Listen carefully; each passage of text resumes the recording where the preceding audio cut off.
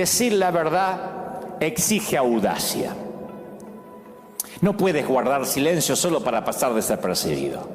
Y mucho antes que se escribiera este cuento, Jesús tuvo el valor de echar por tierra la ignorancia pluralista de su tiempo. Porque a medida que estudio la vida de Jesús, lo que más me asombra no son los milagros, es la autenticidad.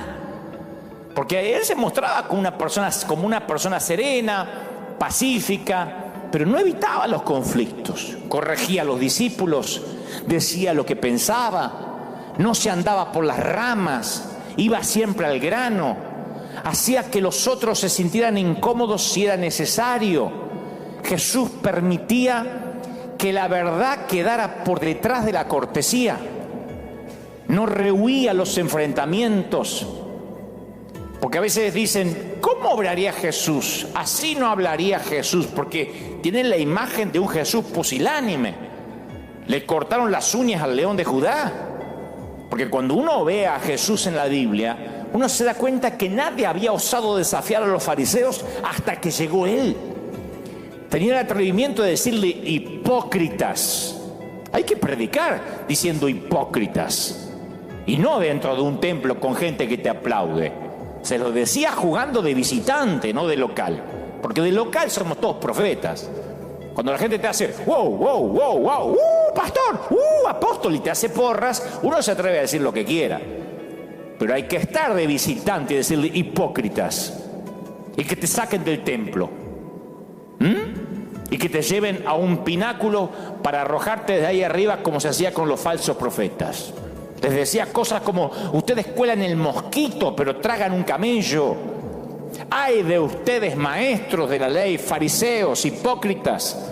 Dan la 10ª parte de sus especias, porque los tipos eran diezmadores.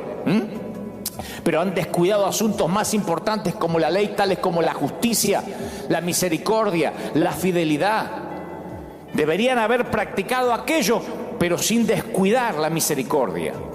Limpian el exterior del vaso y del plato, pero el interior está sucio, lleno de robo, de desenfreno. Esos eran los mensajes.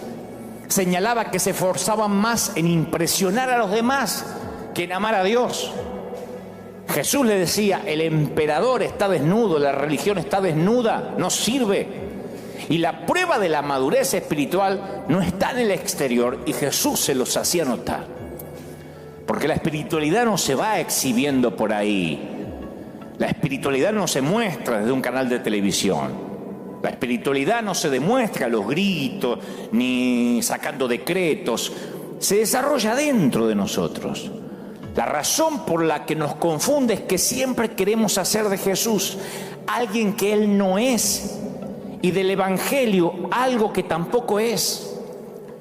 Porque si lees la Biblia con sinceridad, vas a poder adjetivizar a Jesús como cualquier cosa menos como legalista, o que juzgaba a la gente, o que era religioso. Pero estos 3 adjetivos son parte de la imagen que el mundo tiene de Jesús. Pregunten ustedes en la calle a una persona quién es Jesús, y te hablarán de una persona moral, alguien que estableció un parámetro que hay que cumplir en la vida si quiero seguirlo. O te hablarán de cristianos que andan por ahí juzgando a todo el mundo. Y muchas de esas reacciones se basan en las experiencias de vida que muchos han tenido con la iglesia. Hay muchos a quienes la religión les causa alergia por la práctica vacía de normas, de reglas. Se vacunaron contra la iglesia. Y esa fue nuestra culpa durante años, que la gente se vacunara contra la iglesia. Y yo temo que muchas personas transfieren ese tipo de experiencias negativas a la persona de Jesús.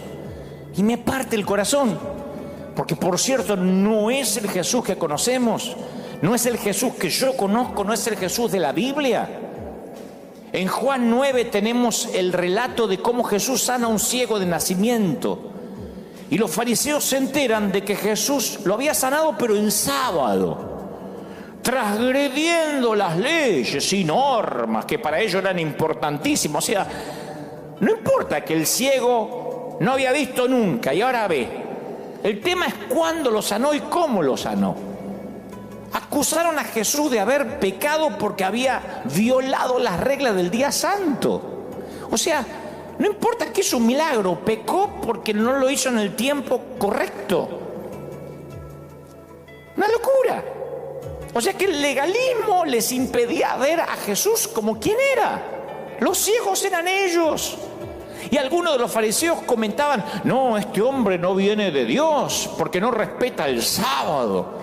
¿Cómo un pecador puede hacer semejantes señales? Claro, no les coincidía el respaldo de Dios y que para ellos era un pecador. Díganme si cualquier similitud con lo que pasa hoy no es una mera coincidencia, como suelen poner antes los disclaimers en las novelas. No les coincidía como un pecador que sana el día sábado hace estas señales. Dios no ama a tu yo futuro. Él ama a tu yo verdadero, incluso con las partes más frustrantes. Dios no puede bendecir al falso Dante, el hombre que finjo ser. La bendición fingida nunca prospera. Y sin duda no puede bendecir al Dante futuro, que ni siquiera existe. Pero Dios puede bendecir al Dante frustrado, la peor versión de mí. Dios ama a mi yo real. Por eso dejé de querer parecerme a otros. Un día dije: por algo soy el hijo de Federico y Nelly. Por algo soy el hijo de un alemán y una inglesa. Por algo Dios hizo que yo naciera en Billinghurst, San Martín, Buenos Aires, y no en Massachusetts. Por algo Dios me dio este acento y no otro. Y me reconcilié conmigo mismo, y a partir de ahí dije: Dios ama este yo real, no el falso, el que quiero mostrar. Yo también podría pasar aquí y que me agarre la chiripiorca, que tenga tanta unción que no puedo continuar. ¿Y a quién engaño? La gente que es atea, la gente que no es cristiana, dice: es un timador, porque me quiere hacer creer que está en una dimensión diferente. Y ahí es cuando la gente se siente frustrada. Yo te voy a hacer un examen sorpresa rápido. Ahí en casa quiero que me responda o me respondan, si son varios. ¿Cuál de estas dos afirmaciones es verdadera? Número 1, Dios nos ama porque Jesús murió por nosotros. Lo diré otra vez: Dios nos ama porque Jesús murió por nosotros. Segundo, Jesús murió por nosotros porque Dios nos ama. La primera frase suena muy espiritual: Dios nos ama porque Jesús murió por nosotros. O sea, Jesús redimió nuestro desastre, murió por nuestras injusticias. Cuando Dios nos ve a Jesús que se interpone así y dice: no lo mate, no lo mate. Entonces Dios te quiere matar, pero lo ve a Jesús delante. Yo escuché mensajes así: cuando Él te ve a ti, ve a Jesús, y por eso no te liquida. Pero si uno lee Juan 3:16, sabrás cuál respuesta es verdadera. Dios no nos ama porque Jesús murió por nosotros. Jesús murió por nosotros porque Dios nos amó. Él nos amó primero, antes de que nosotros hiciéramos nada y antes de que Jesús lo hiciera todo. Él nos amaba antes y nos ama ahora porque Dios es amor. No es que tiene amor, es. Pensamos: fue muy bueno que Jesús muriera por mí, porque de lo contrario no había forma que Dios pudiera tolerarme. No.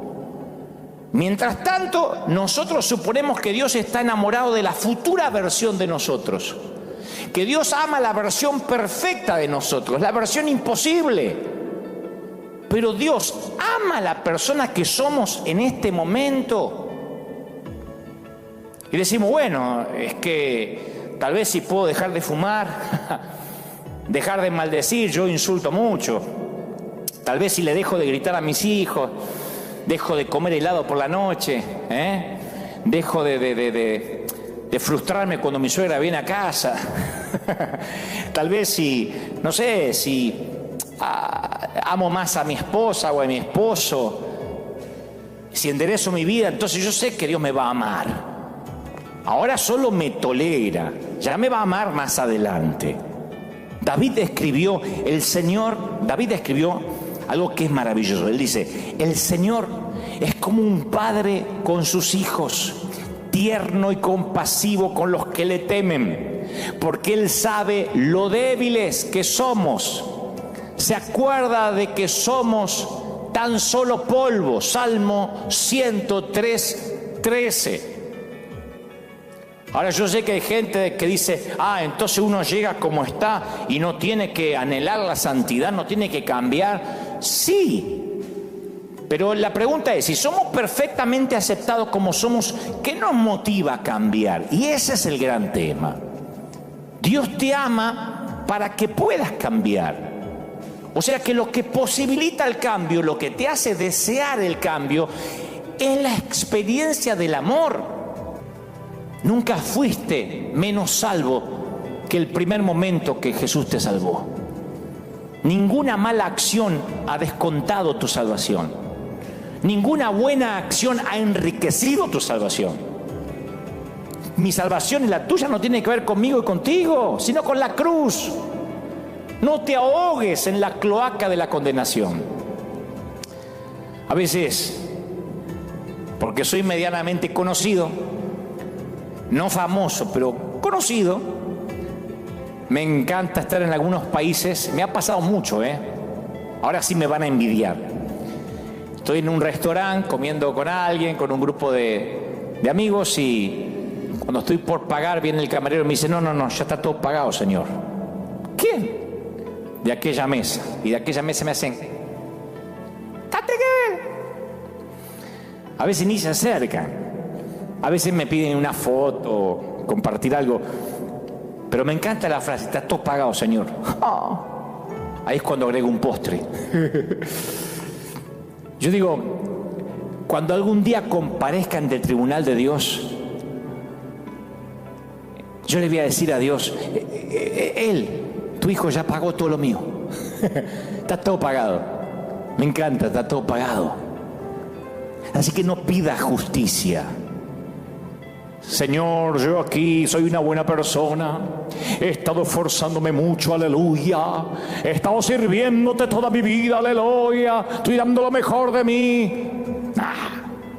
Cuando vayas delante de Dios, lo último que querrás hacer es presentar un caso en base a lo que crees que mereces. Créeme, tú no quieres lo que te mereces. Créeme, tú no quieres lo que te mereces. La mayoría cree que si las personas son buenas, se merecen ciertas cosas buenas de parte de Dios. Merecen ser bendecidos, merecen ser felices porque hicieron un pacto, merecen que sus oraciones sean contestadas. Y esa creencia está basada, que su respuesta se basa en la calidad de nuestro desempeño. Y en realidad, cuando presentamos un caso en base a nuestro crédito, estamos fregados. Como diría Montaner, estamos fregados, mi hermano. Si tú crees que tienes crédito con Dios, estamos fregados. Cuando estaba en el segundo año de la secundaria, en Argentina, obviamente, tenía un profesor que era buena onda con nosotros, muy cool el tipo. Y decía, era el único que decía, teníamos varios, decía, yo no voy a revisar si hacen la tarea o no, eso quedará en sus conciencias. Yo nunca voy a revisar si hacen o no hacen la tarea. Sugiero que hagan la tarea porque les va a quedar grabado lo que estudiaron en clase, pero no la voy a revisar. Eso para un adolescente es, no la hago. Esa era mi clase favorita, nunca hice la tarea, obvio, si no la va a revisar, ¿para qué le va a hacer? Y cuando nos dio el primer reporte de calificaciones, me puso una C. No se calificaba con A, B, C, D. Para ser honesto, me puso como si fuera un 4. En ese entonces era del 1 al 10. Pero para que se entienda, en la mayoría de países me puso una C. Y yo no me merecía una C. Yo dije, no me merezco una C. Como un 4. Así que fui directo al profesor. Era una persona fácil, de fácil trato, me agradaba. Yo dije, seguro vamos a llegar a algún acuerdo. Dije, profesor, ¿a qué se debe esta C? ¿A qué se debe este 4 que me puso tan baja nota? Porque yo soy bueno en la clase. Y me dice, no sé, vamos a ver, son muchos alumnos. Y empieza a ver el cuaderno de calificaciones, abre el cuaderno y me puso un montón de ceros en la calificación de la tarea. Ni en mis peores pesadillas hubiese imaginado que estaba llevando cuenta de la tarea que yo no presentaba. Claro, no la pedía, pero como no la presentaba me ponía cero. Yo lo había subestimado al tipo. Entonces el profesor saca una calculadora y dice, tiene razón, Goebbels, tiene toda la razón, usted no se merece una C. Usted parece que se merece una F. En otras palabras, usted no se merece un 4, se merece un 1. ¿Quiere que lo arregle?, me dijo. Y de pronto la C me pareció justa. Es más, el 4 o la C me pareció misericordioso. Volví a sentarme y cerré la jeta. Yo creo que tenemos que darnos cuenta que si Dios de veras tomara su calculadora y su cuaderno de notas, ninguna de nuestras oraciones sería contestada. Nadie está calificado para presentarse delante de Dios y reclamar. Ni siquiera el que detrás del púlpito dice, reprendo el coronavirus ahora, ni ese. Ninguno de nosotros ha logrado la suficiente puntuación y las buenas obras para que de alguna forma exijamos con derecho hacer que Dios se mueva a nuestro favor. Jamás le pidas a Dios que te dé la calificación que te mereces. No es para que Dios te ame. Ese fue el error de la iglesia por años. Cambia y Dios te amará. Ven a la iglesia, congrégate, pon el diezmo, la ofrenda, toma la Santa Cena, repite lo que dice el apóstol y lograrás que Dios te ame. La meta del cambio no es para que Dios te ame. El amor de Dios es el regalo que hace posible las metas. Y cuando uno trata un regalo como una meta, ambos se debilitan.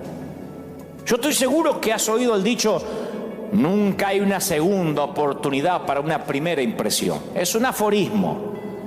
Pero cuando se trata de Dios, la palabra impresión no es relevante. Porque Él conoce tu verdadero yo.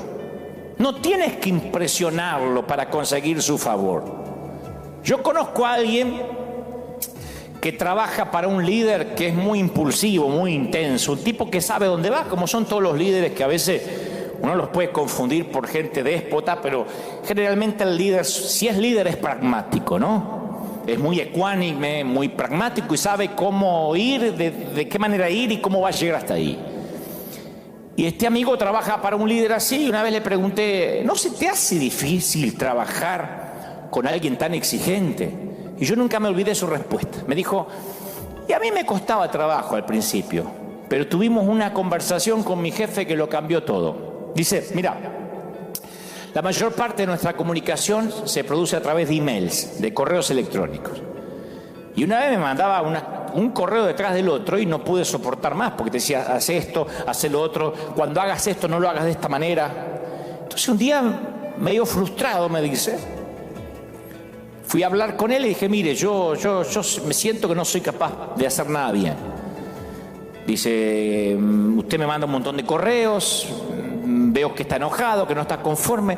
Y me mira y me dice, no, el problema es que no lees bien mis mensajes.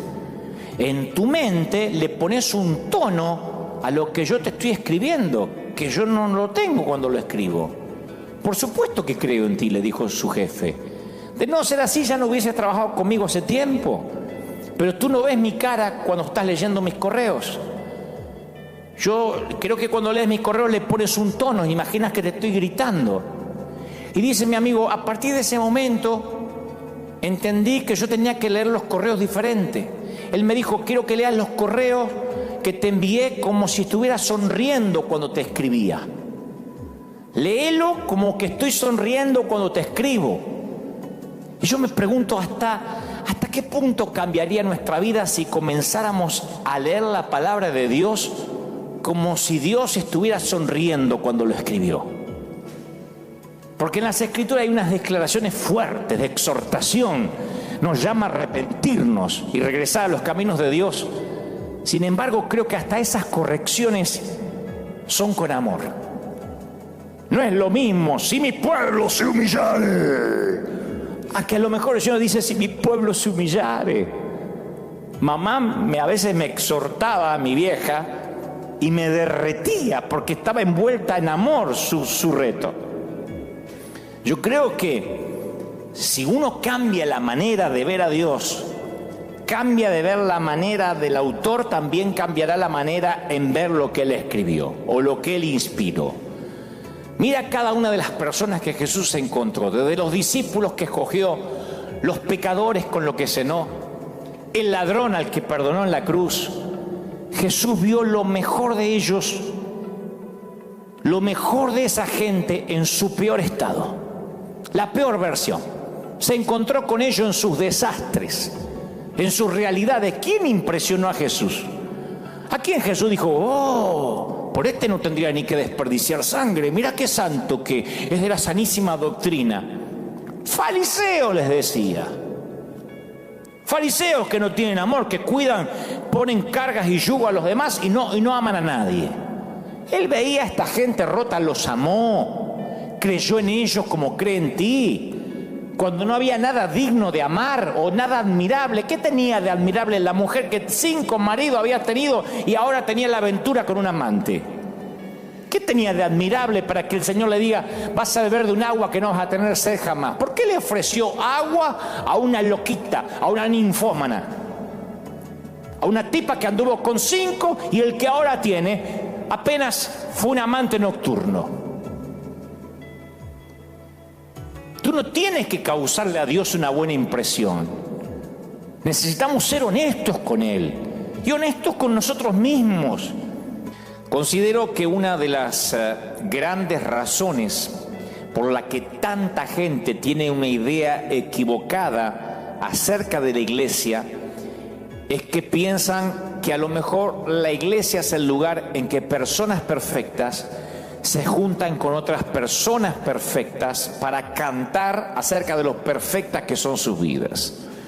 Hay como un común denominador de pensar que la iglesia reúne gente santa, gente impoluta, gente íntegra, cuando en realidad la iglesia debería ser el lugar en donde la gente admite que ha caído, que ha fallado, que se ha equivocado, que está rota.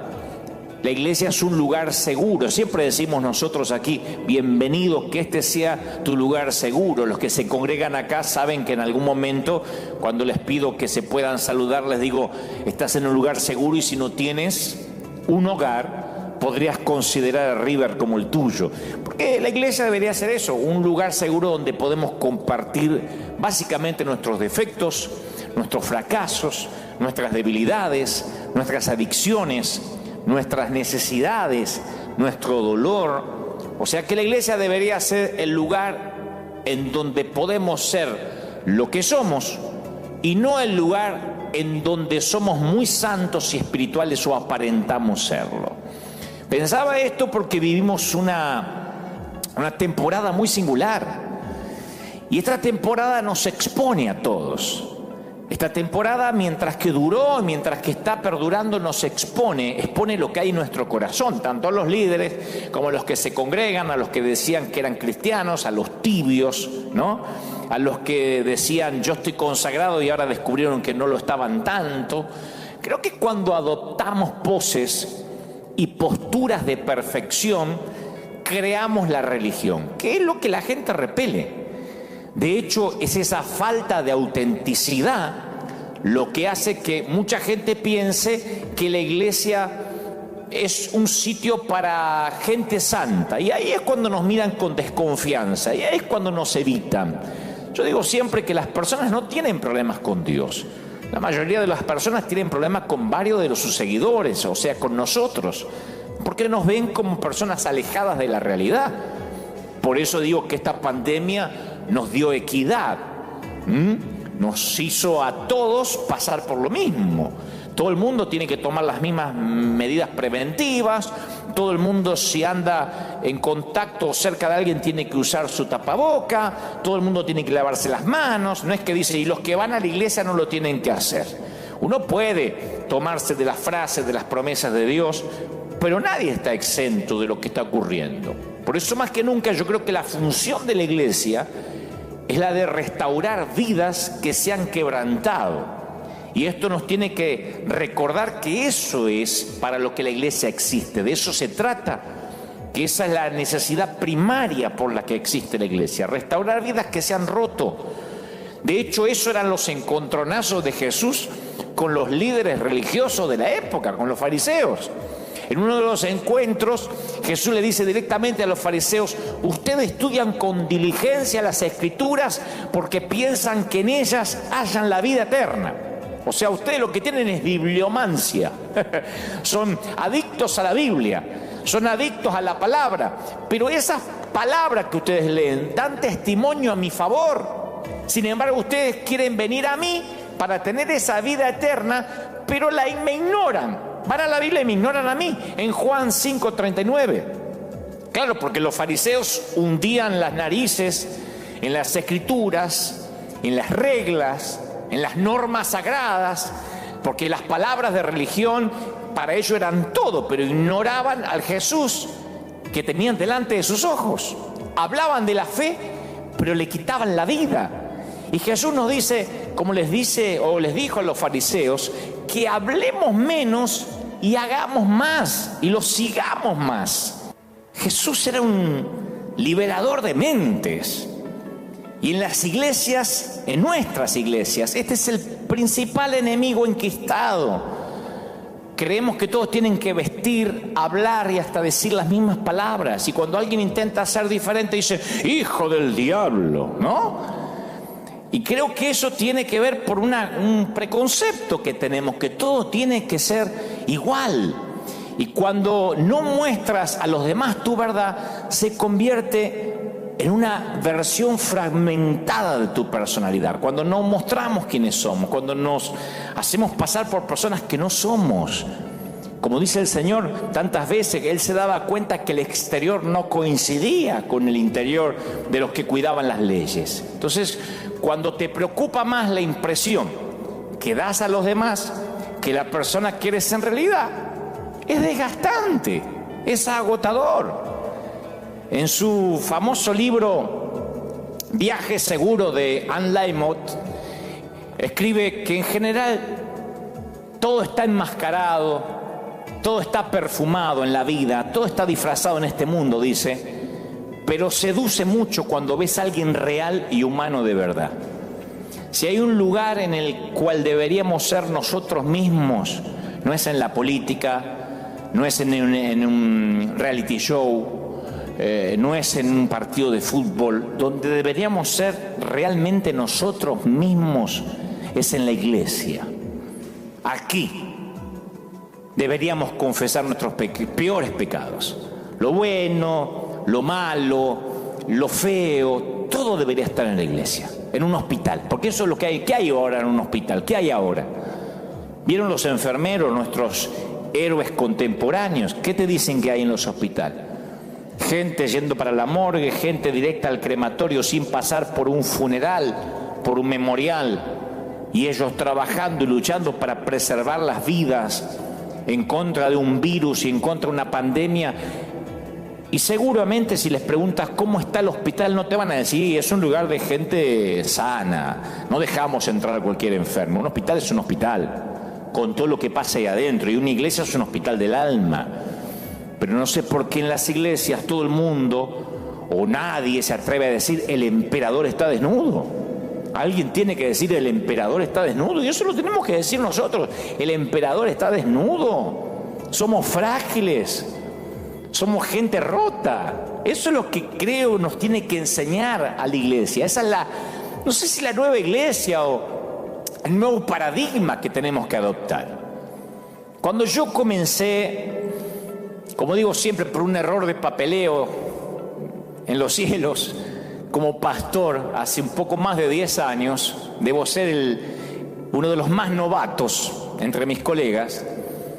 Yo debo confesar que yo estaba tratando los primeros años de parecer un pastor, de hablar como un pastor. Yo intentaba parecerme a cierto grupo de predicadores, de apóstoles que conocía, y un día me dije: yo no soy así.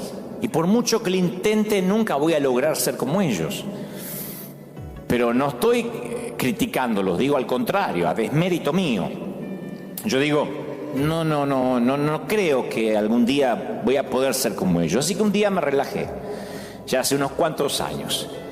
Porque uno trata de hablar, de vestirse, de parecerse a los demás y deja de ser uno mismo y empezamos a parecernos al que todo el mundo quiere que seamos.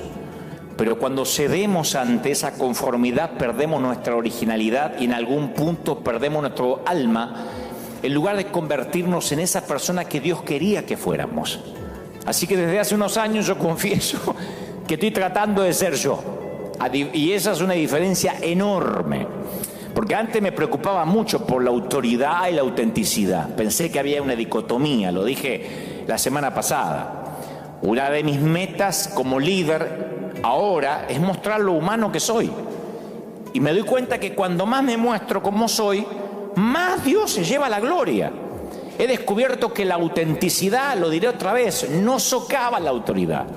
Mientras más auténtico soy, más autoridad tengo. No salimos airosos cuando tratamos de ser quienes no somos. Quedamos atrapados en una mentira. Y lo peor, nos convertimos en esa mentira que mostramos.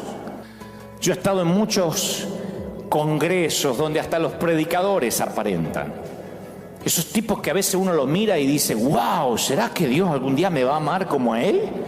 Esos tipos que, porque ustedes dicen, ¿son así todo el tiempo? Sí, algunos sí. Aleluya, recién venía para acá. Y mientras orinaba, Dios hablaba conmigo. Me decía, hijo, yo digo, wow, a mí nunca Dios me habló orinando. Entonces a veces uno los ve a esos tipos y dice, wow, te parece que no tienen el WhatsApp de Dios. Y yo recuerdo uno en particular, yo era pibito, recién estaba empezando, era un muchacho. Y tenía la providencia divina de estar en un congreso con estos oradores, algunos más sencillos que otros, pero había uno que parecía literalmente que este no andaba en Uber ni en auto, este venía en carro de fuego y se iba en carro de fuego. Yo estoy seguro que Elías le prestaba el carro.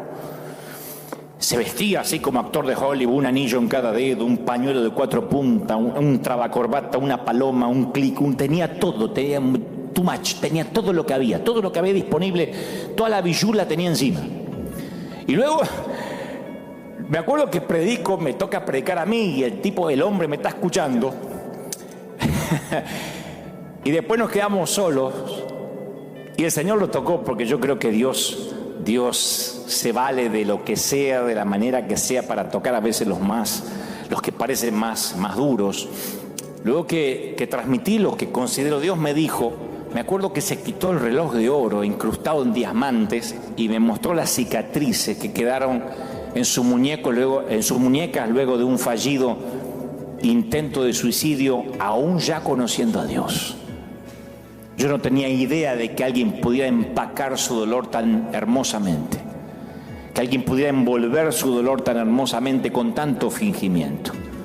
Y mientras que veía que el hombre lloraba, me di cuenta que un traje de diseño no puede ocultar el dolor, ni tampoco las camisas de seda lo ocultan. Tampoco sirve fingir mucho. Cuando nuestro Padre amoroso vio el patético intento de Adán y Eva por cubrirse, dijo, eso no es suficiente, ¿qué van a hacer con una hoja de parra? Y la Biblia dice, y Dios hizo al hombre y a su mujer túnicas de pieles y los vistió. Génesis 3, 21, hizo túnicas de pieles y los vistió. De hecho, ellos si serían cubiertos sería porque alguien tenía que morir para que ellos pudieran ser cubiertos. Miren qué metáfora más bonita, ¿no? Que un animalito tenía que vertir su sangre para cubrirlos a ellos, porque es la primera vez que se habla de cubiertas de pieles. Esas pieles salieron de algún animalito. O sea, ya no tienes que esconderte. Eso es lo más bonito. Uno tiene que aprender que es amado como es. No necesitas ponerte una máscara, Dios te ve tal cual eres, no necesitas fingir. Está bien que no estés bien. Tenemos que aprender los pastores que Dios nos va a mandar gente y tenemos que decirle, está bien que no estés bien. Pero ¿de qué nos sirve decirle, vamos, grite, confiese, falto de fe, empodérese? Está bien que no estés bien. Hay alguien triste y preocupado por la pandemia, está bien. que no estés bien. Hay matrimonios disfuncionales, aún conociendo a Cristo. Está bien que no estés bien. No estoy celebrando la crisis, digo, no te sientas un paria. Si uno no se reconoce cómo es, ¿cómo va a correr a Dios al hospital del alma? La iglesia termina siendo un museo de santos. Yo digo siempre, ¿por qué nos cuesta entender tanto la gracia? Ustedes van a ver algunos comentarios después de este mensaje. Que Dante no habla de la sana doctrina, que no habla del arrepentimiento y el juicio. La gracia es escandalosa, es un escándalo. Porque la aceptación incondicional va en contra de la esencia del ser humano. Somos condicionales por naturaleza. Queremos que la gente se gane nuestro respeto. No ofrecemos favores inmerecidos. Y no nos importa juzgar a aquel que comete un desliz. Nos gusta ver sufrir al penitente. Un pastor mete la pata, dice una frase poco feliz como hace poco en Argentina y salen todos a matarlo. No se avergüenza, no tenemos nada que ver con ese. Vamos. O no dicen cosas peores en sus casas. No estoy defendiendo a nadie. Lo que estoy diciendo es que nosotros todos tenemos errores, nada más que no se nos ven. Pero estamos listos para la crítica porque nos gusta buscar responsabilidades. Buscamos justicia y equidad. Justicia, misericordia y gracia son cosas diferentes. Alguna vez yo lo expliqué aquí a la congregación. Algunas personas pueden experimentar un deseo ocasional de beneficiar a una persona que se lo merece. Pero por favor, entre la gracia de Dios y la gracia humana no fluye la misma sangre. Para entender en eso hay que entender la relación de justicia, misericordia y gracia. Una vez yo expliqué, y lo voy a decir antes de culminar. Vamos a suponer que salís de tu casa y ves un pibito, un chamaquito, un jovencito de 15 años que vive un par de casas más allá, que agarró el auto del padre. Porque te imaginas que no tiene licencia, registro de conductor. Ves la cabeza del chiquito que sobresale apenas del volante. No solo eso, sino que pierde el control, el auto, se lleva por delante tu buzón, las planta y la cerca. ¿Qué haces? 3 opciones. La primera, tratarlo con justicia y nadie te va a juzgar por eso. Dice, escúchame, voy a llamar a la policía porque estás conduciendo el auto de tu viejo, de tu papá, sin permiso. Así que la policía le va a hacer una multa a tu papá y posiblemente vas a tener que pagar esa multa y una penitencia de ellos. Después voy a llamar a tus padres y voy a decirles lo que hiciste. Y vas a tener que buscarte un trabajo para pagarme el buzón, las plantas y la cerca. Eso es tratar al niño con justicia. No eres una persona mala. Sean sinceros, ¿cuánto haríamos eso? Te rompió la puerta de tu casa. ¿Qué vas a decir? ¿Aplaudirlo? Le estás dando lo que merece, ni más ni menos. Eso es justicia. Jesús tocaba a los leprosos, sanaba en el día de reposo, defendía a las adúlteras, le lavaba los pies a los discípulos, daba vuelta a las mesas en el templo, hablaba con las samaritanas, tenía fiesta con los recaudadores de impuestos, se la pasaba ofendiendo a los fariseos. Yo me pregunto si realmente estamos siguiendo sus pasos o estamos adorando lo incorrecto. Yo tengo una teoría. Es una teoría, torpe teoría, pero teoría al fin. Puede ser torpe o no, pero es mi teoría. Yo creo que mientras más cosas nos vayan bien, estamos más propensos a tener más problemas de identidad. Porque es más fácil fundamentar nuestra identidad en cosas incorrectas. En vez de uno apoyarse en la gracia de Dios, nos apoyamos en el aspecto externo, en la sana doctrina, en el dinero, en nuestra mente. Entonces, cuando ahora se nos cae todo porque hay cuarentena, porque el mundo cambia, nos damos cuenta de que aquellas cosas que nos apoyamos ya no están. Y nosotros fuimos diseñados para adorar. Todos somos adoradores. La cuestión no es si vas a adorar o no, sino a quién vas a adorar. Los ateos adoran también. No adoran como hacemos los cristianos, pero adoran otras cosas. Los problemas de identidad son consecuencia de adorar lo que no merece adoración. Si adoras lo incorrecto, estás construyendo un castillo de naipes, tu casa sobre la arena. Fundamentas tu identidad en la escuela y te gradúas. Entonces, ¿qué identidad te queda? Fundamentas tu identidad en el trabajo y te jubilas o te despiden. Fundamentas tu identidad en el matrimonio y te divorcias. Resulta que tu identidad era asignada por tu cónyuge. Ahora no está más el cónyuge y no tienes identidad. Fundamentas tu identidad en tu sana doctrina y metes la pata pecando. Escuela, trabajo, matrimonio, sana doctrina son pobres para fundamentar la identidad. Si nuestra vida está basada en cosas que podemos tocar o hacer o generar, tenemos un serio problema. Yo te lo voy a graficar con mi propia vida.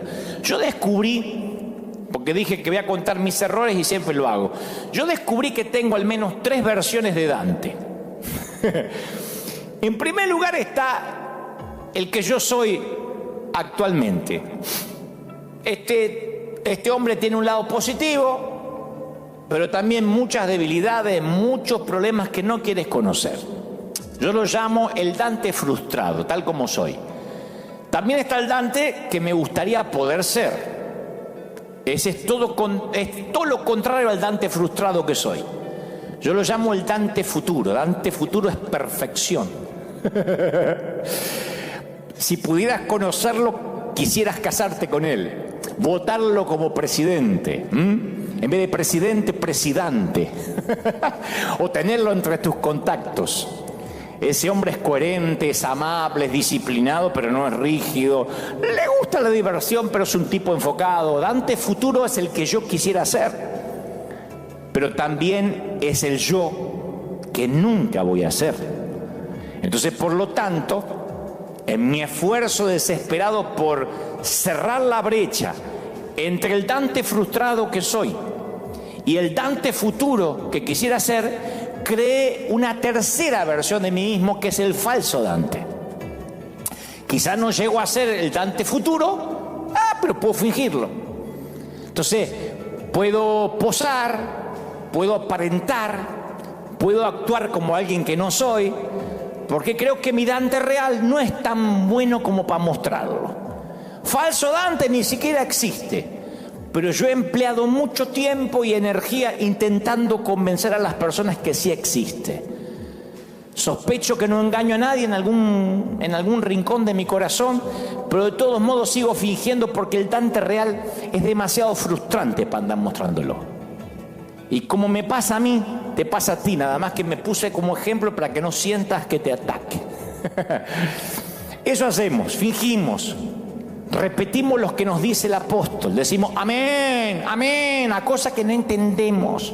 Hay alguien que nos dice porque el cronos y el kairos y la indisolubilidad de la Trinidad se suelta y la palabra grafita, amén, decimos, no entendemos nada, un cuerno, pero decimos amén. Y mostramos una bendición fingida en lugar de reconocer que somos gente rota. Hacemos todo lo posible por mantener la imagen que tenemos la vida resuelta y no la tenemos. Por lo tanto, retocamos las imágenes, aplicamos Photoshop a los fracasos.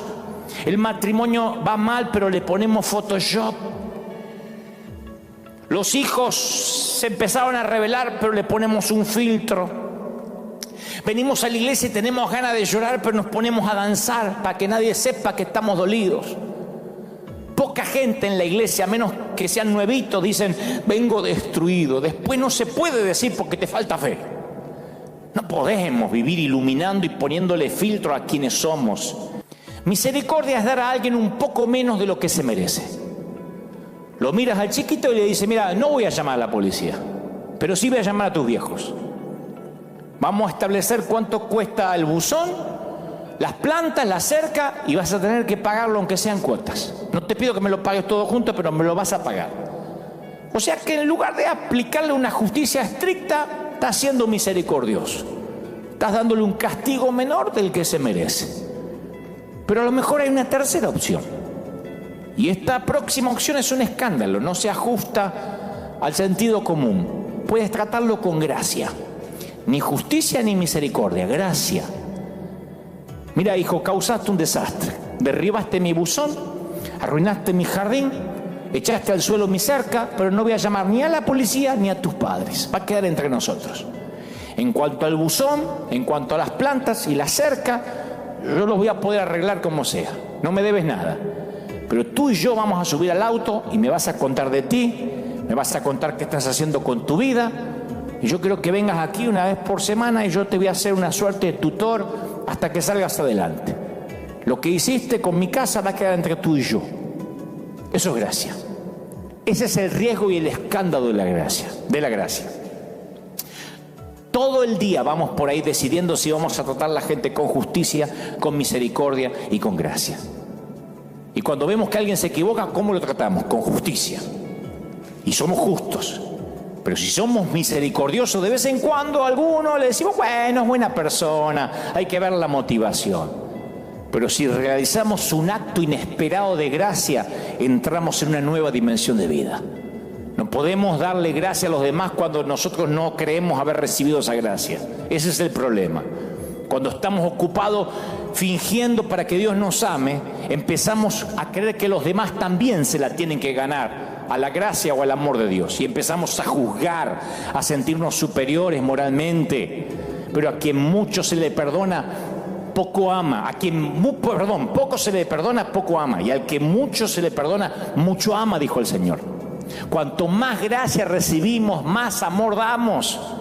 Si no somos conscientes de la aceptación incondicional de Dios, no podemos mostrárselo a los demás. Pero cuando somos conscientes de la gracia de Dios en nuestra vida, nos mostramos tolerantes, amamos. Tú dices, si se puede no necesitar gracia, claro, no metiendo la pata nunca, no siendo lujurioso, nunca envidiar, nunca chismear. Si puedes vivir de esa forma tan impecable, yo te felicito. Me gustaría que algún día, cuando esto pase, que vengas y me firmes la Biblia. Me gustaría sacarme una selfie así con cara de pato contigo, si realmente eres alguien perfecto, porque yo acá en River no hay ninguno, empezando por mí. Porque tu perfección, si es así, va a terminar matando de hambre a la condenación. Esa es la forma en que, dicho sea de paso, según Pablo, la ley dice que no podía hacer las cosas porque la carne lo debilitaba, él no podía hacer las cosas en la ley. Así que me parece a mí que no es un buen plan intentar ser perfectos por uno mismo. Alguien debe estar pensando, bueno, ok, yo acepto la gracia, pero ¿y después si me equivoco otra vez? ¿Qué pasará la semana que viene? No solo somos salvos por gracia, sino la Biblia dice que somos sostenidos por gracia. No tengas miedo de entrar por gracia a las puertas del reino y luego hundirte en las aguas de los esfuerzos humanos. Una vez que Dios te tiene dentro, Él te cuida. Ninguna condenación hay para los que están en Cristo Jesús. Las oraciones genuinas de fe están basadas en la gracia. Sé propicio de mí, pecador.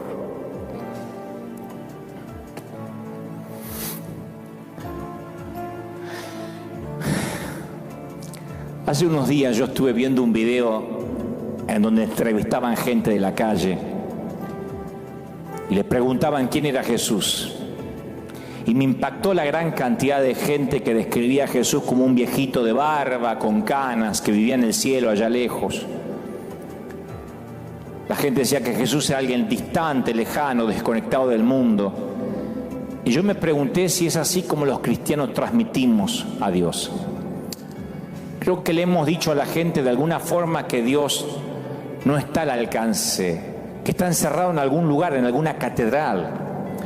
Creo que le hemos comunicado a la gente que Dios solamente está aquí. Y ahora que aquí está cerrado, no sabemos qué decir. Congréguese online, insistimos. ¿Y si colapsa internet? Dios no lo permite. ¿Y si colapsa? Si ni siquiera podemos alentar online a nadie. Por eso Dios nos va a dar una oportunidad cuando las puertas se abran, para formar creyentes sólidos, para decirle que la historia de Dios es precisamente lo opuesto a lo que hemos predicado mucho tiempo. Dios no nos pide que recorramos el mundo y lo busquemos a Dios en todas partes hasta encontrarlo. Él dice que le digamos a la gente que Él es el que busca la oveja perdida, que Él es el que busca la moneda perdida. Dios nos busca a nosotros. La Biblia no se trata del hombre buscando a Dios, sino de Dios buscando al hombre. Y le salió al encuentro a Abraham, y le salió al encuentro a Moisés. Y llevó un pez, trajo un pez y tragó a Jonás. Ese es Dios persiguiendo al hombre. Esto no ha cambiado, su modus operandi no cambió. Dios entró en nuestro lío, en nuestro desastre por medio de Jesús, y se hizo humano como nosotros para poder atraernos hacia Él. Es un mensaje que la iglesia le ha costado entender, nos ha costado entender. Es la dimensión del cristianismo que lo hace completamente diferente a las demás religiones. Tal vez como otras religiones que tienen la visión de un dios o varios dioses que son distantes, fríos, indiferentes, que hay que presentarse con una ofrenda. Nosotros somos las manos y los pies de Jesús y estamos llamados a unirnos a Dios en la búsqueda de las ovejas. Así que tú y yo formamos parte del equipo de búsqueda. Tú y yo formamos del equipo de búsqueda y de rescate de las ovejas perdidas. Yo soy parte del escuadrón de búsqueda, de todas. Y eso incluye al escéptico, al que tiene sed, al que entra a la iglesia con un arito acá, al que se peina con color verde y se para los pelos, a la que usa la falda corta, al que vive tomando tequila. Dios los amará de tal manera que ellos querrán cambiar, pero así llegarán. Y algunos cambiarán rápido en un domingo y otros tardarán semanas, meses, o no pasa eso en un hospital. No tenemos gente que se atiende en emergencia, en la guardia, otros en terapia intensiva, en cuidados intensivos. No tenemos gente operándose, otros que van a la morgue y otros que simplemente se arreglan con una pastilla o con un analgésico. No todos cambiamos de la misma forma y en el mismo tiempo. Y yo estoy orando que cuando este tiempo termine, y va a terminar, hagamos del Evangelio lo que siempre fue, señoras y señores, un escándalo. Un gran escándalo. Me va a encantar que sigan diciendo que esta iglesia es un escándalo, que entra cualquiera, porque es verdad. Me encanta que me critiquen, porque es verdad. Mucha gente dice muchas cosas de mí. No creerás las cosas que te estás perdiendo que no sabes de mí. Mucha gente dice cosas de mí mintiendo y otros, verdad, no lo sé. No me he detenido a ver. Pero no creerás cuántas cosas más desearías saber de mí, tantas como las tuyas. Nada más que yo estoy mucho más expuesto. Estoy en vivo ante miles de personas y lo más probable es que se me noten un poco más los hilos que a otros que se ocultan. Tiene que ver con exposición, no mayor santidad. Los que más hacen, más se equivocan. Los que más hablamos, más posibilidad tenemos de que nos editen las palabras. No todo el mundo tiene cientos de videos en YouTube para que le busquen los errores. ¿Cómo no los voy a tener? Yo nunca me paré aquí, ni me paré frente a una cámara de televisión alegando de que Dios me eligió por el precio que pagué. Nunca habrán escuchado. Yo sí resisto un archivo en cuanto a eso. Busquen un solo mensaje donde yo alguna vez dije, porque pagué un precio, porque estuve 40 días en la montaña ayunando. Esto dice Jehová. Siempre dije, estoy aquí por un error. Siempre dije, yo soy el menor de todos, el más novato. No pasé ni por la vereda de un seminario bíblico, no lo digo con orgullo. La vida no me dio tregua, no pude ir a aprender y a capacitarme como debiera. Tuve que ser autodidacta, leer mucho, prepararme mucho el resto de mi vida, porque no tuve la preparación académica ni intelectual que quisiera. No terminé la escuela secundaria. Hubiese querido terminarla. Así que no soy el más capaz, ni el más preparado, ni el más elocuente. Soy el que más errores tengo, el más roto y uno de los que más necesita de la gracia de Dios todos los días. ¿Y saben por qué entiendo la gracia y por qué la brindo? Porque sé que algún día la necesitaré más que ahora. Hemos creído petulantemente que que la cruz nos necesitaba. Y el Señor demuestra que el Espíritu Santo trae convicción de pecado, que Él no necesita la ayuda de nadie, ni nuestros seguimientos, ni nuestros discipulados, ni que llamemos a la gente 4 veces por teléfono para rematar la venta. Nosotros no necesitamos a nadie. Mejor dicho, Dios no nos necesita, y nosotros sí necesitamos correr a la gracia de Dios. Necesitamos que el Señor nos dé una oportunidad, una nueva, de hacer del Evangelio lo que nunca debió haber dejado de ser: un escándalo. Así que si quieres ser parte de este escándalo, si quieres ser parte de este escuadrón de búsqueda de ovejas perdidas, te animo a que ores conmigo. Si es la primera vez que me oyes o alguien te invitó a verme, estás así, a una oración de ser parte de esta escandalosa gracia. Di conmigo: Señor Jesús, te recibo en mi corazón. Entra en mi vida, transfórmame. Gracias por morir por mis pecados. Anota mi nombre, así, anota mi nombre en el libro de la vida. Gracias por regalarme una vida eterna contigo.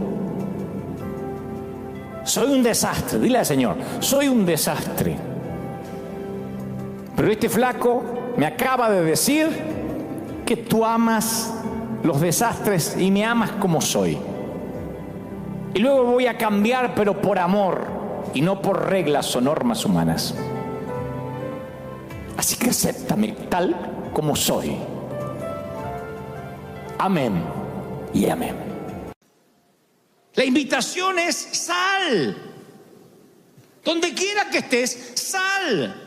Sigo siendo el Dios del huerto y sigue siendo mi hijo.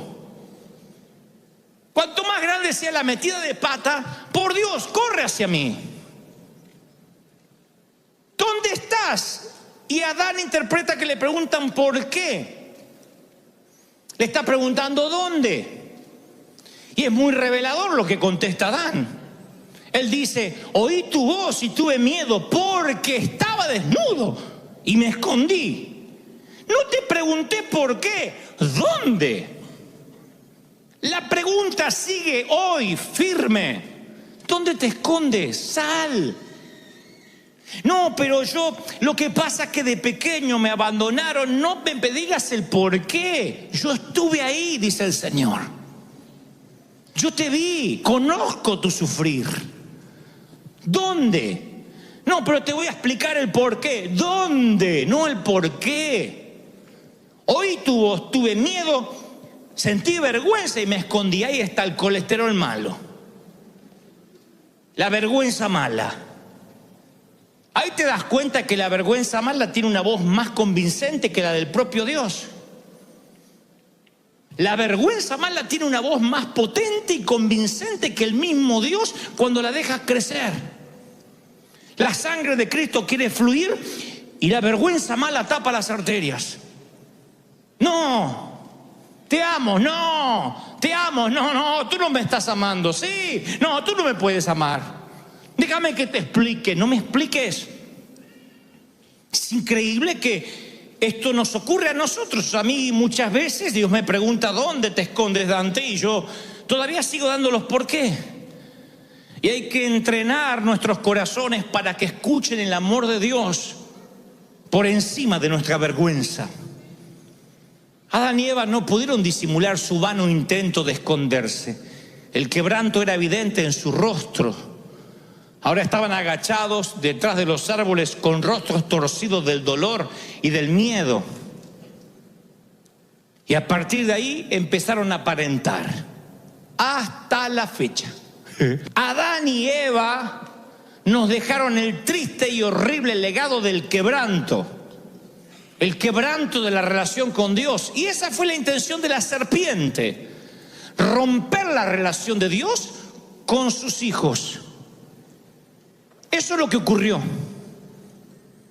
¿Cómo te sientes cuando caes, cuando le fallas a Dios? ¿Cómo respondes normalmente? Hagan de verdad una introspección.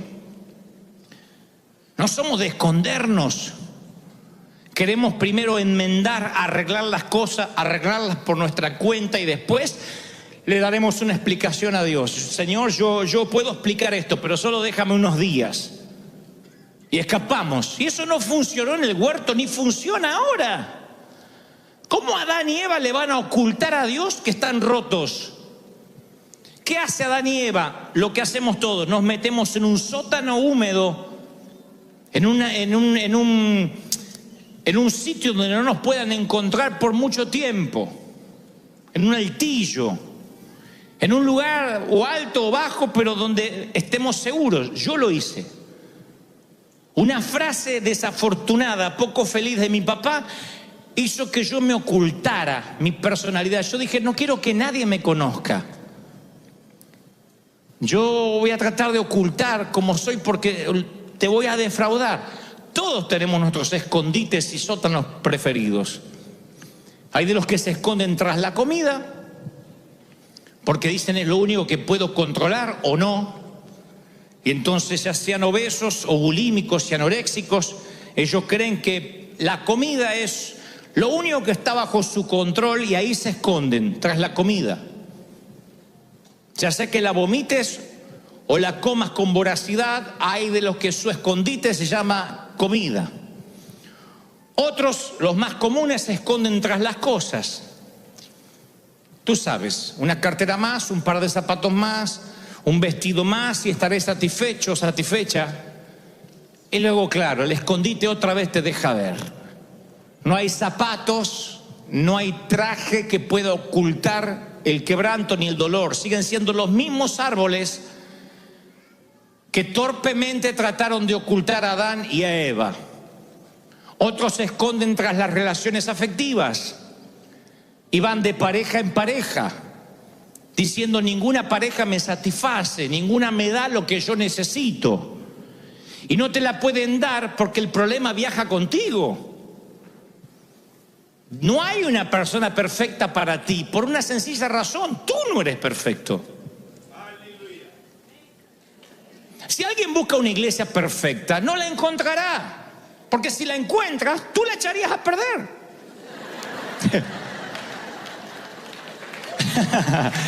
Yo la echaría a perder.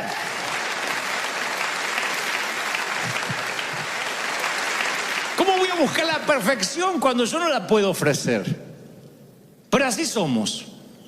Y nos escondemos tras relaciones afectivas y andamos de pareja en pareja, en cama, de relación en relación, pensando esta sí me hará feliz. Si es un escondite, no te hará feliz. Tarde o temprano se verá que estás roto o rota. Otros se esconden tras el ministerio. Ese fue mi escondite favorito, el ministerio. Hay una película que desde que la vi, ya creo que hace 10 años atrás, tiene una escena que me conmovió, hasta las lágrimas de llorar. La película es de la factoría de Disney. Es una de las mejores a mi criterio, la que siempre recomiendo, se llama The Kid, El Kid, o Mi encuentro conmigo en su versión en español. Interpretada por Bruce Willis, que él es un asesor de imagen, muy apático, muy ecuánime, y se encuentra en un momento con un niñito gordito de unos 8 años y no sabe de dónde ese niño apareció en su casa, misteriosamente. Tardará en descubrir que ese niño es él mismo cuando era chico, que de un viaje en el tiempo desde el pasado viene a encontrarse con su otro yo cuando ya es grande. Detesta que ese niño haya sido él. Él le dirá en varios momentos de la película: te olvidé simplemente porque eras un gordo perdedor. Te olvidé porque todo el mundo te hacía bullying y ahora soy este hombre que cuida la imagen. Pero es el mismo, de grande y de pequeño. Uno se pasa gran parte de la película tratando de dilucidar si el niño vino porque el adulto lo tiene que ayudar o si en realidad el niño es quien viene a ayudar al adulto, y eso es lo que ocurre.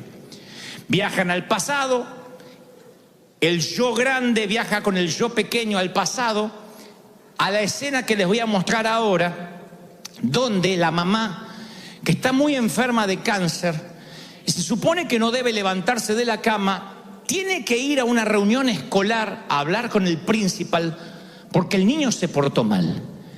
Y de regreso el padre, al enterarse de que ella salió de la cama, se enoja con el hijo y lo culpa de la enfermedad de la madre. Le dice: por tu culpa, mamá se pondrá peor y se irá.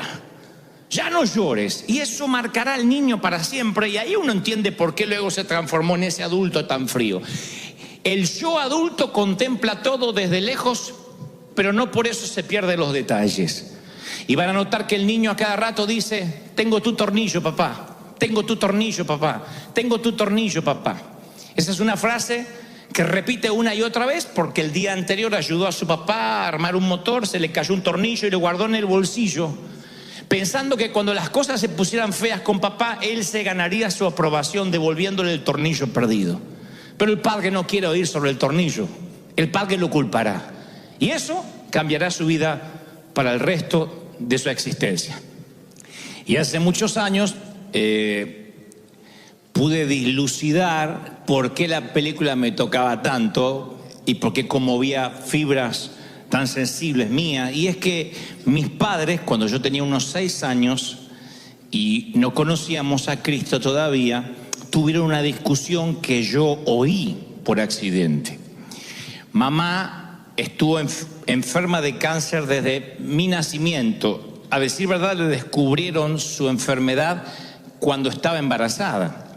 Y se debatieron los médicos en abortar al niño, o sea, a este servidor, o correr el riesgo de que ella bien pudiera morir durante el lapso de que estuviese embarazada o bien cuando estuviera pariendo. Mamá siguió adelante, pero parece que el embarazo complicó su enfermedad, o por lo menos era lo que papá creía y dijo en esa discusión. Convengamos, papá estaba absolutamente ebrio, borracho, el cáncer había llegado para complicarlo todo, y yo recuerdo que papá en la discusión le dice: si no hubiésemos tenido a Dante, a lo mejor ahora estaría sana. Él fue, porque quisiste tenerlo, y ya teníamos 3 hijos, y quisiste tenerlo. Y ella le dijo algo así como: no te permito que hables así del chiquito. Y él dijo: no me importa, porque si te mueres, ¿qué hago yo con el chiquito? Eso era lo que más o menos yo escuché. Y a partir de ese entonces, una sensación se me grabó en el alma, sin saberlo. Con 5 o 6 años, yo sé ahora que hay ciertos temores que son grabados en el alma cuando uno es pequeño. Llegué a la conclusión que las viejas heridas tienen una gran memoria, una memoria profunda. Y si bien los recuerdos, los malos y buenos recuerdos a veces se mantienen frescos y vívidos, también el cerebro tiene un recurso especialmente cableado por Dios, un recurso cognitivo que hace que olvidemos ciertas partes para evitarnos el dolor, pero otras quedan grabadas a fuego y no quedan grabadas de la manera que deberían hacerlo. Entonces, cuando yo veía esta película, recordé qué fue lo que a mí me pasó interiormente. Yo sentí que a partir de ese momento me había dado cuenta que papá no me quería, que yo era un estorbo, incluso para mamá, que aunque no lo quería reconocer, el haberme traído al mundo había acentuado la enfermedad. Claro que el cáncer yo no lo había provocado, por cierto, pero yo sí lo interpreté de esa manera. Vieron que el niño, el pequeño actor dice: tengo tu tornillo, papá, tengo tu tornillo, papá. El padre no quiere oír del tornillo, pero él tiene el tornillo en el bolsillo pensando que eso hará que se gane la aprobación de su papá. A mí me pasó algo similar, de querer ganarme siempre la aprobación de papá a partir de ese momento. Siempre que papá decía: a ver quién corta el pasto, yo iba corriendo y lo cortaba primero y más rápido para que me ame más que a mis hermanos. Cuando se trataba de ayudar a papá a desarmar el auto, el alternador, las bujías, eso que hacían los padres de antes con los autos viejos, yo estaba ahí, no mi hermano. Y aunque era torpe y aunque odiaba y detestaba ensuciarme las manos con grasa, yo quería ganarme la aprobación de mi papá. inconscientemente yo también estaba diciendo, tengo tu tornillo, de modo que eso fuera la forma de yo pudiera acercarme a su corazón. Le pasa a gran variedad de niños, te ha pasado a ti seguramente, nada más que no lo recuerdas. Pero a veces los niños se sienten culpables, personalizan situaciones que nada tienen que ver con ellos. Por ejemplo, un matrimonio llega a su fin y lo más probable es que el niño diga, tal vez papá se fue de casa porque yo nunca acomodaba mi cuarto. Y siempre me decía, ordena tu cuarto. Por eso se hartó y abandonó a mamá y me dejó a mí. Luego te das cuenta cuando vas creciendo que un hombre no se va porque el hijo no acomoda el cuarto. Pero para cuando lo entiendes, algo quedó marcado, una sensación de angustia, una sensación de no ser amado quedó marcado en tu interior. Así como alguien piensa que el papá se fue porque él no acomodaba el cuarto, hay otros que creen que la mamá se fue de la casa porque o se buscó otro novio porque tú no ayudabas con los quehaceres de la casa. Y vivimos pensando qué hice, qué pude haber hecho, tiene que haber sido mi culpa. Mi padre estaba muy dolido por la enfermedad de mi mamá. Y yo me acuerdo que aquella vez, cuando él salió de discutir de la habitación, de la recámara con mi mamá, me cruzó y borracho, no estaba consciente, pero yo sentí que me miró con odio. Es un tema resuelto. Ustedes conocieron a mi papá, yo lo amo, es un dulce, está así de parecerse al Papa Francisco. Pero estoy hablando de cuando no conocíamos a Cristo. Y él me miró con esa mirada de odio que yo pude identificar, atando los cabos con lo que había escuchado por error, que no me quería, que yo era un intruso en la casa. Yo lo amaba. Y como amaba a mi padre, yo pensé, no puede estar él equivocado. Hay algo terrible en mí. Hay algo que él ve, él no puede estar equivocado. Y entonces yo decidí que nunca más permitiría que alguien se acerque a mí lo suficiente como para ver lo que mi papá había visto en mí. Me costó años de psicoanálisis con el Espíritu Santo esto, Pero yo decía, nunca más nadie se va a acercar profundamente a mí. Trataré de que nadie construya un puente hacia mi corazón para que no descubran que soy una mala persona. Lo pensé a los 6 años, ¿qué mala persona puedo ser a los 6? Pero yo pensé, no quiero que nadie me conozca. Y terminé en un ostracismo. Imagino que casi en un semiautismo inducido, si se me permite el término. Dejé de hablar, si hablaba poco, hablaba menos. Yo no quería que me conocieran, no quería que vinieran compañeritos a casa, en los cumpleaños yo no quería a nadie. Tenía miedo de que conocieran que yo era un fraude. No quería ver esa mirada que vi en papá en ninguna otra persona. Por eso yo llamé a este mensaje, está bien que no estés bien. Está bien que no estés bien. Ese es el título del mensaje. Porque para aquel entonces yo pensé que estaba mal sentirte mal. Que había que demostrar que uno estaba bien. Por eso quiero que nunca se olviden este título. Está bien que no estés bien. Yo no me permití nunca más no estar bien. Dije, yo tengo que reírme, yo tengo que estar bien y que nadie fundamentalmente me conozca como yo soy. Traté de ocultar los sentimientos. Esta estrategia de que nadie me conociera no solo afectó mi relación con el resto de la gente, sino que afectó mi relación con Dios. Uno tiende a ver a Dios de la manera que vio a su papá. La relación que tenemos con nuestro padre o la falta de padre es la manera que uno también tiende a relacionarse con Dios. Por eso hay toda una generación que le cuesta ver a un Dios de la gracia. Porque tuvo un papá terrenal que siempre nos decía las cosas malas, era la manera de crearnos. Ignorancia, falta de instrucción, de pedagogía, quién sabe.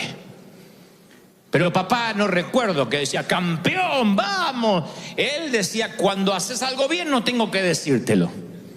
Si haces algo malo te lo voy a hacer notar. Y casualmente un niño en los primeros años empieza a notar todo lo que le dicen.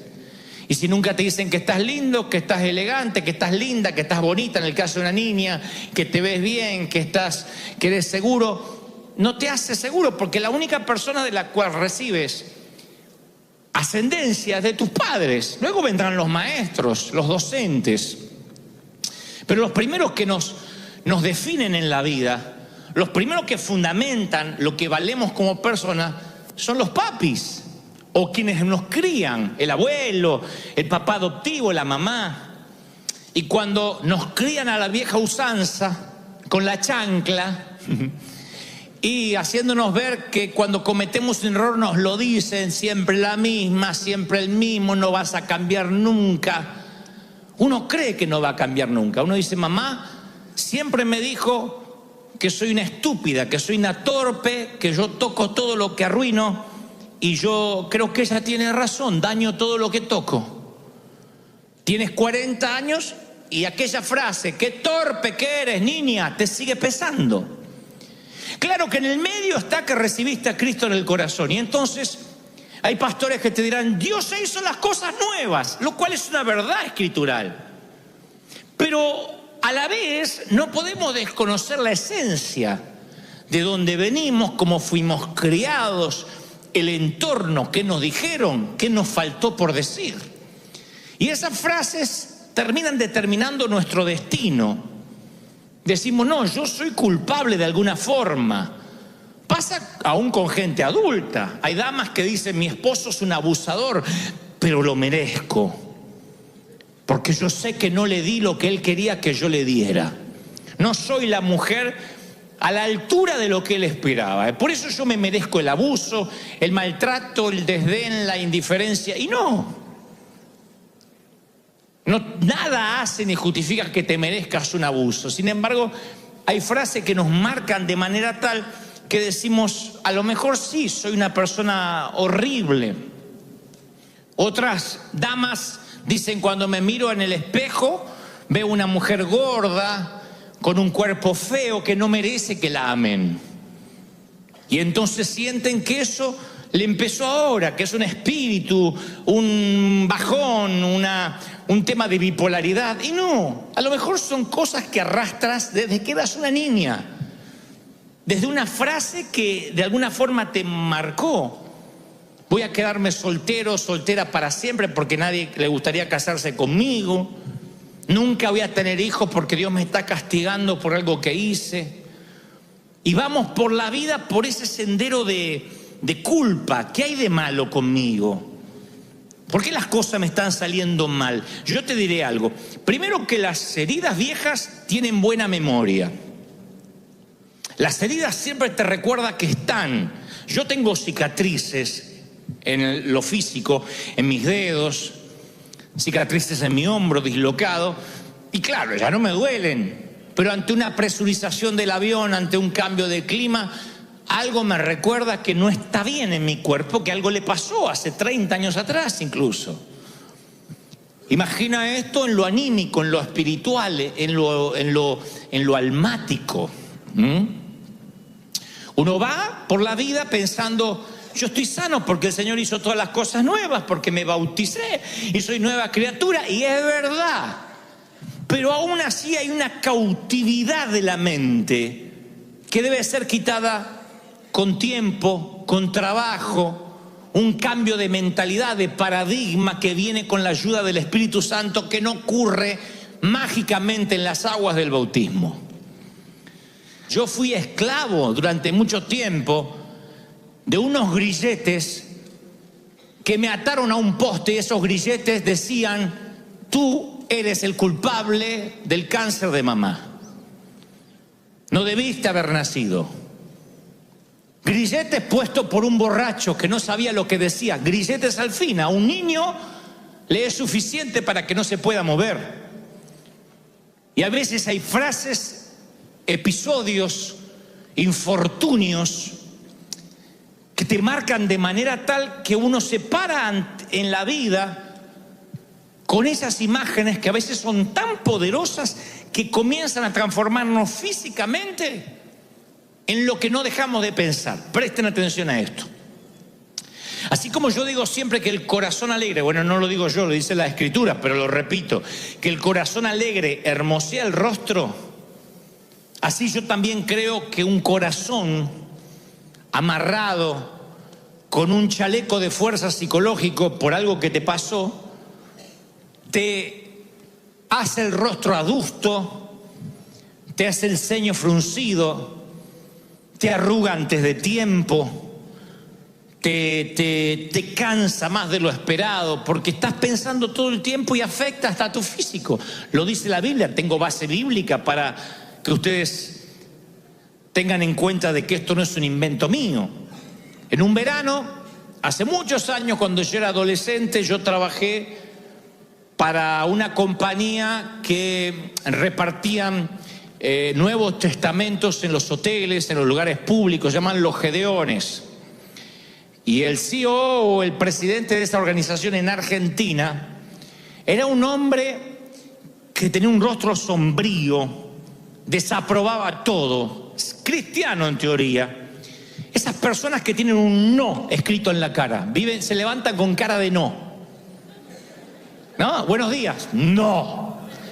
Por las dudas dice no. Antes de que le preguntara, no. Cuando llego a la compañía pregunto si yo voy a tener que ver a este tipo todos los días. Y nos dicen que sí. Que es el que nos va a dar la bienvenida todas las mañanas. El que va a orar por nosotros. El tipo estaba sombrío, negativo. Y al principio yo dije, yo no quiero estar con este tipo. Necesitaba el empleo. Pero a medida que fueron pasando los días en aquel verano, yo fui cambiando mi corazón hacia el hombre, porque yo observaba como sus manos torcidas y dobladas debido a la artritis le impedían tomar una taza, agarrar un lápiz. Pero me di cuenta que no era lo único que tenía torcido, su alma también estaba quebrantada, porque de tanto en tanto él dejaba entrever su vida de quebranto. El hijo que ya no lo saludaba hace años y estaba enemistado con él, su divorcio, que había atendido a su padre enfermo por muchos años. Y a medida que él iba contando sus historias de rechazo, una tras otra, yo entendí que el exterior de su cuerpo era un reflejo de su espíritu interior. No era un monstruo, porque sí, sino que la vida lo había amargado y torcido tanto afuera como adentro. Y no era lo suficientemente anciano para decir, tiene achaques de la edad. Pero era tanta la amargura que se reflejaba en el exterior. Por eso a mí me rompe el corazón, notablemente, cuando yo veo seguidores de Cristo que, a pesar de que no ignoran que Jesús vino a darnos libertad, sin embargo viven cautivos a episodios como este.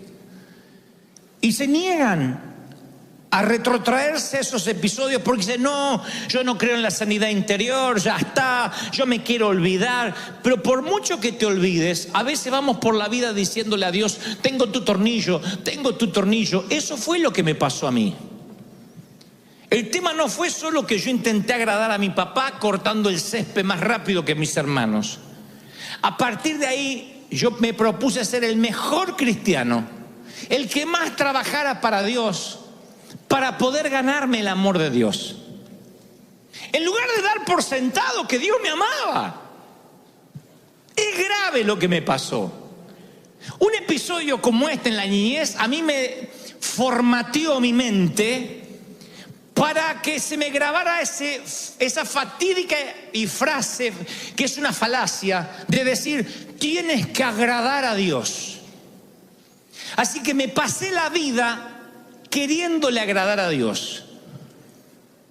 Y cada vez que Dios me hablaba, yo decía, tengo tu tornillo, tengo tu tornillo, tengo tu tornillo. Acá estoy sirviéndote, aquí estoy dando de mi ser. He ayunado toda la noche y todo el día, queriéndome ganar su aprobación. Y me frustró, me llenó de estrés, drenó mi energía, me robó años de autenticidad. Porque es horrible cuando sientes que te tienes que ganar la salvación. Y nos lo dicen, es por gracia, no hiciste nada, pero uno siente, no, está bien, Cristo pagó el down payment, pero las cuotas las tengo que pagar yo. Y vamos por la vida queriendo agradar a Dios, y eso es cansador, agotador. Me costó entender, personalizar lo que Dios me decía. De tal manera amó Dios a Dante Miguel, que ha dado a su Hijo unigénito para que Dante Miguel, aquel niño, no se pierda, mas tenga vida eterna. Eso es para mí, eso es para ti. Están conmigo. Si tan solo personalizáramos el mensaje, cuando uno logra individualizar el amor de Dios, y dice, Dios es mi Dios, Él sabe cómo tratarme, Él sabe que yo nací con un papá borracho, una mamá enferma, Él sabe la familia disfuncional que tuve, Él sabe cómo hablarme, cómo tratarme. Él sabía que Abraham no resistiría, Moisés no resistiría lo mismo que Abraham, que Moisés tenía una estructura emocional diferente a Abraham, que pudo y no dudó en sacrificar a su hijo, casi sacrificarlo. Él sabía que Jacob necesitaba un trato rompemuslo, trato de chancla. Y ahí andaba Jacob. Ahora cambié de nombre, que no era lo mismo que los demás. Entonces el pensar que Dios, bueno, Él va a bendecir a todos y sentirte parte de un todo, a veces te frustra, porque dices, si muestro que no estoy bien, no voy a pertenecer a ese todo. Pero como dice el título del mensaje, está bien que no estés bien. Está bien que tengas una historia triste que contar. Está bien que tu vida no fue un jardín de rosas. No está mal. Hay que reconciliarse de dónde venimos. No llorar, no quedarse estancado en el pasado. Pero está bien decir, yo estoy pasando un momento triste. Eso es parte de la vida. El tema es qué hacemos cuando sentimos que le fallamos a Dios, que no estamos a la altura de las circunstancias, nos sentimos culpables. A mí la relación con Dios se me hizo muy distante a partir de ese incidente en mi niñez. Génesis 3:8 dice, con el viento de la tarde, el hombre y su esposa, Adán y Eva, oyeron que Dios venía por el jardín y corrieron a esconderse entre los árboles. Nunca habían dicho la palabra esconderse. Esconderse no estaba en el vocabulario edénico. Pero en ese momento, cuando pecaron, se percataron de su desnudez y sintieron una nueva emoción. Nunca la habían sentido antes, vergüenza. Ellos andaban desnudos, como los animales, y no tenían vergüenza. Pero de pronto se despertó una emoción nueva que Dios no les había dado. No había un sistema mental para esa emoción, que fue el sentirse desnudo y sentir vergüenza. Entonces voy a aclarar esto y ahora conectamos con esto que le hablaba de la niñez. La diferencia entre vergüenza y culpa, aunque parecen similares, son nada más que primas hermanas, pero no son hermanas. La vergüenza y la culpa. Nos sentimos culpables por lo que hacemos, pero sentimos vergüenza por lo que somos. Eso es una diferencia abismal, y lo diré otra vez. Nos sentimos culpables por lo que hacemos, y medianamente eso tiene solución. Por ejemplo, metes la pata, haces una cosa que no debiste hacer. Bueno, pides perdón, tratas de enmendar, restituir. Te sientes culpable por lo que hiciste. Pero cuando sientes vergüenza por lo que eres, ¿cómo lo arreglas? Yo me sentí a los 6 años al principio culpable por la enfermedad de mamá. Gran parte de mi adolescencia sentí vergüenza por lo que yo era. Y eso no lo podía arreglar en las aguas del bautismo. Yo no me paraba seguro ante la gente, ni hubiese soñado ni en 1.000.000 de años inspirar a otros. Nunca. Porque yo me sentía avergonzado de lo que yo era. Y eso es lo que el Señor trata de erradicar de nosotros. Porque a partir de estos incidentes vamos por la vida sintiéndonos que no damos la talla, que ni Dios nos debe amar, que nos soporta porque Cristo se le pone en el medio y dice: no lo mates, Dios. Nos dijeron eso, que que con todo gusto Dios te liquidaría, pero Cristo se le interpone y le muestra las marcas y dice: no, morí por él. Está bien, ya te voy a agarrar. Esa es la imagen que tenemos mental. Nos olvidamos que de tal manera que Dios te amó, no porque Cristo vino a la cruz, te amó antes de Cristo. No es que si no ve, Él te amó después de Cristo y te ve a través de Cristo, porque si no, no te puede ver. No, Él de tal manera Dios te amó antes de que viniera su Hijo. Por eso lo mandó al Hijo, te amó antes. ¿Estoy siendo claro o no estoy siendo claro? ¿Sí? Miren esta reflexión, que se rieron, no sé por qué en el primer servicio, espero que ustedes sean más serios. La vergüenza se parece mucho al colesterol. Bien. Son más serios que el servicio anterior. ¿Por qué pienso que la vergüenza y el colesterol se parecen en algún punto? Porque la vergüenza llega a nuestras vidas de dos formas: la buena y la mala. Hay una vergüenza buena, la que te hace que te vistas. No queremos ver lo que hay debajo. Que te pongas una faja que apriete al hombre fuerte o a la vieja mujer. Que te lave los dientes por amor al prójimo. Me da vergüenza no lavarme los dientes. Que te pongas desodorante, por favor. Eso no es unción, es sudor. Esa es la vergüenza buena. En términos espirituales, la vergüenza de: ay, metí la pata con Dios, qué mal me siento, quiero arreglar las cosas con Él. La vergüenza que viene con la convicción del pecado del Espíritu Santo. Y después está el colesterol malo, la vergüenza mala que tapa las arterias espirituales y provocan un infarto en el corazón. La vergüenza que no te deja acercarte a Dios, la que obstruye las arterias. Esa sensación de vergüenza, ese instinto edénico que viene desde el huerto.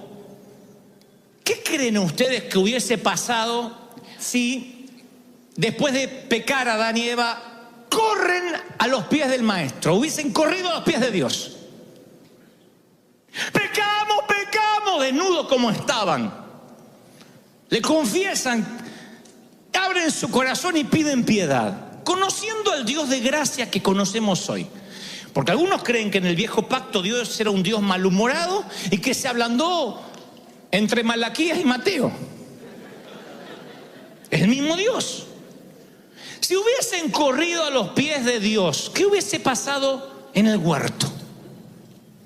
Bueno, la hipótesis es que tal vez Dios los perdone. Otros dicen: no, tenía que pasar lo que pasó. Lo que sea. Conociendo a Dios.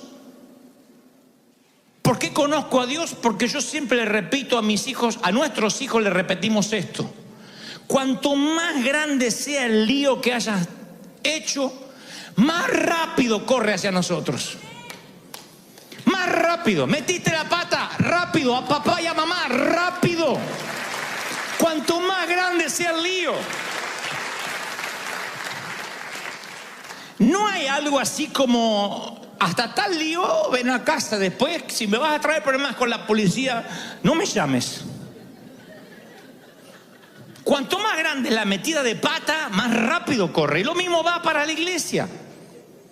Cuanto más lío hayan hecho, más rápido vengan a congregarse. No escapen, no huyan, no se escondan. No importa lo que hayas hecho, esto es un hospital del alma. Entonces tú dices, metí la pata feo, no puedo ir a la iglesia. ¿Cómo no? Más rápido, tienes que correr. Cuando alguien comete un error y escapa, y en vez de correr a la cruz, corre diametralmente hacia el lado opuesto, perpetúa su nombre para mal, cambia su identidad. Debo confesarte que por muchos años yo me escondí tras el ministerio. Yo siempre pensé que si yo oraba por ti, si yo te bendecía, si yo te inspiraba a ti o a quien Dios me pusiera delante, yo podía tapar mi yo real. Y de alguna manera era como cortar el césped más rápido que mis hermanos para que Dios me amara. Tengo tu tornillo, tengo tu tornillo, tengo tu tornillo, tengo tu tornillo. Sentía que de esa manera yo me ganaba la aprobación de Dios, que si yo compartía el amor de Dios contigo, de alguna forma yo estaba oculto. Y por supuesto, yo nunca dejaba que tú me conocieras porque temía que dijeras, tu padre tenía razón, eres un fraude. Y me oculté. Tras el servicio a Dios, tras hacer mucho, tras llenar la agenda, hubo momentos de mi vida que viajaba toda la semana. Y el tema era llegar y predicar e irme rápido. Y quienes no me conocían decían, qué petulante este tipo, no saluda a la gente. Pero era el temor a que me conocieran. Era el temor de no estar a la altura de lo que se esperaba que fuera un hombre de Dios. Y ahí empieza la simulación. Ahí empieza el mostrar lo que no somos. Ese fue mi escondite, el ministerio por muchos años. O tal vez sea otro tu escondite, pero es tan tenebroso, tan lúgubre, que ni siquiera lo puedes identificar. Y tú dices, ¿cómo saliste de ahí? Vamos. ¿Cómo se supone que sales de un escondite así? ¿Cómo rehaces tu vida? ¿Cómo te abres paso en el mundo adulto sano? Te diré cómo. Con la misma pregunta del huerto. Lo mismo que Dios le preguntó a Adán. De allí estuvo la respuesta por la cual yo pude salir. Poco después que Adán pecó, dice Génesis 3:9, Dios lo llamó y le preguntó, ¿dónde estás tú? La Biblia no menciona la inflexión de voz que pudo haber tenido Dios al llamar a Adán.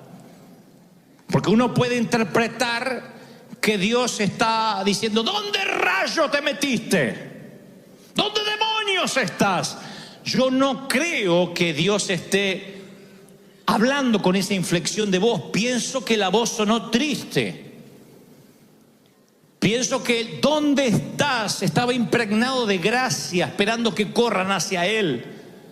Dios sabía que iban a meter la pata, así que supongo que en algún punto Él todavía soñaba, ansiaba, si se me permite el término, que corrieran hacia Él.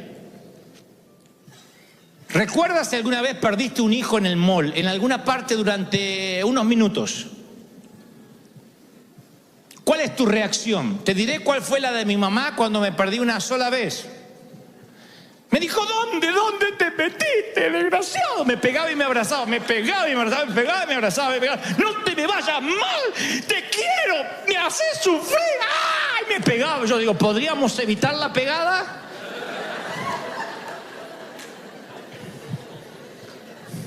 ¡Ay, desgraciado! Si te llegas a morir o te pasa algo, yo me pegaba. Imagínate si no me llega a querer.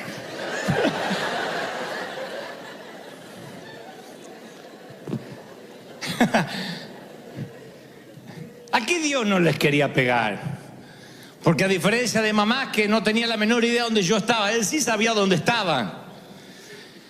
Pero les hace una pregunta retórica. No espera una respuesta. No se olvidó Dios cómo diseñó el huerto y ahora no recuerda en ese sinfín de árboles dónde están. Te dice, ¿dónde está? Pero no pregunta, ¿por qué te escondes? Siempre nos parece que el Señor preguntó, ¿por qué te escondes? Por la respuesta que da Adán. Adán responde algo que no le está preguntando Dios. Tú estás respondiéndole algo a Dios que no te está preguntando. Porque cuando Dios ve la vida que llevaste o lo que te pasó, conoce tus escondites. ¿Dónde te ocultas para que no te duelas? Las relaciones, el alcohol, qué sé yo, el sexo. Él conoce.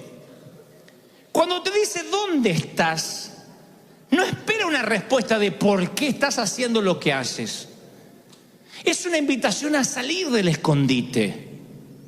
¿No recuerdan cuando jugábamos al escondite, a las escondidas? ¿Dónde están? ¡Salgan! Una vez fui a un congreso, hace muchos años, unos congresos de predicadores, había muchos gringos, y yo me sentí, en ese entonces yo tenía el multiúnico traje azul, que planchaba en los hoteles y me quedaba brilloso. Y yo decía, tengo un traje tornasolado. Pero era de lo viejo que estaba.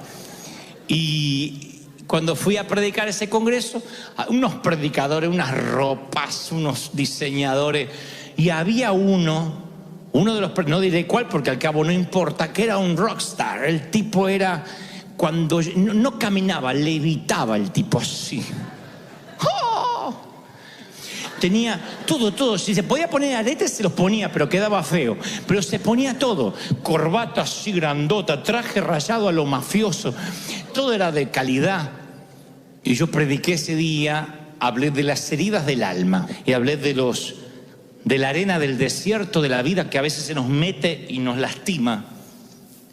Y veía a este hombre que estaba con todo su bagaje de cosas, que lloraba. Y después nos fuimos a un sitio en privado a tomar algo y se saca su Rolex de oro. Me dice, Dante. Yo dije, ahora me lo da y me muero. No predico otra cosa que no sea las heridas del alma por el resto de mi vida. Se saca el Rolex así y me muestra que tenía las marcas de un intento fallido de suicidio. Le digo, ¿de cuándo? Pensando que era de algo de cuando no conocía a Dios. Me dice, no, hace relativamente poco. Tengo bajones anímicos. Nadie sabe. Estas son mis heridas, ¿ves?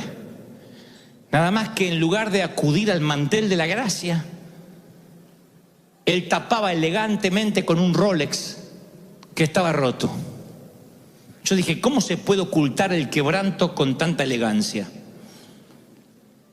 Con peinados ostentosos, con botox, con operaciones, puedes tratar de retrasar un poco el tiempo, pero nunca podrás ocultar el dolor. Nunca. Lo único que puede tapar el dolor es la gracia, la sangre de Cristo. Lo demás son cosas, son escondites baratos, sótanos húmedos. Te hartarás de estar allí. Una casa propia, una green card, una ciudadanía no te sanará.